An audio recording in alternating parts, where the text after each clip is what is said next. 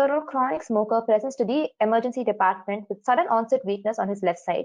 His past medical history is insignificant except for hypertension, for which he's been taking medication regularly.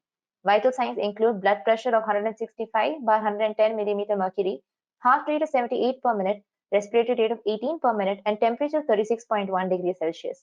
The neurological examination shows 60% muscle strength in the left upper and lower limbs.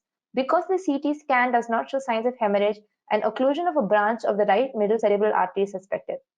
HbA1c is 11%, presenting with an ischemic stroke. And the reason I'm saying it's ischemic and not hemorrhagic is because CT has ruled out any sign of hemorrhage.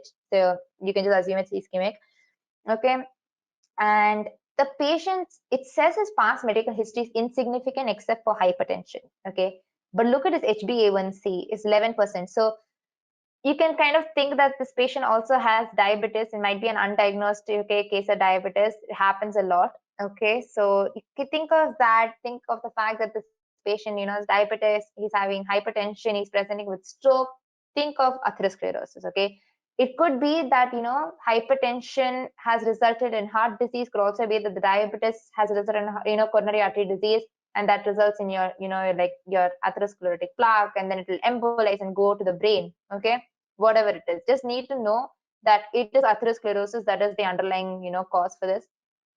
Which brings us to the options, for which all you need to know is sort of the initial steps of atherosclerosis. And I would say questions like this, while they're very direct, they are extremely important, especially from the the general pathology section that they will ask about. They will expect, or not in general pathology, even like in cardiology, they will expect you to know things like this.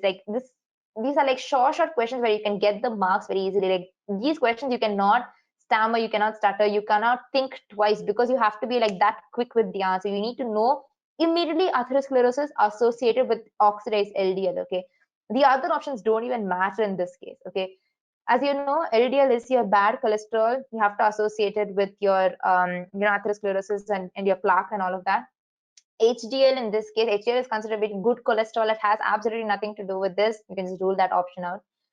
All this VLDL, chylomicron, LP, or lipoprotein lipase, they have once again no actual role in the pathogenesis of an atherosclerotic plaque. Your foam cells and in the way it progresses has absolutely nothing to do with that. The only time you can actually think of this is if the patient is presenting with those familial syndromes, or not just familial, any kind of like hypercholesterolemia. Okay, like this familial hypercholesterolemia, or your hypertriglyceridemia, okay, and your chylomicronemia, all of that. Like, you have the specific receptor mutations, like, apolipoprotein mutations, like ApoC2, and then you have your ApoB100, all of that. That's where these three options would actually make sense. Otherwise, just anything with atherosclerosis, think of only LDL.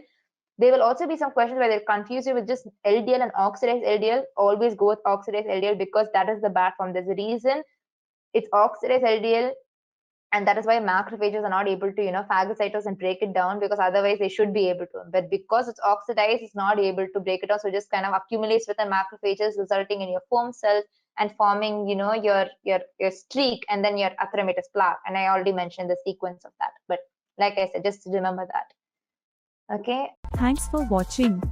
Please give a thumbs up and subscribe for more.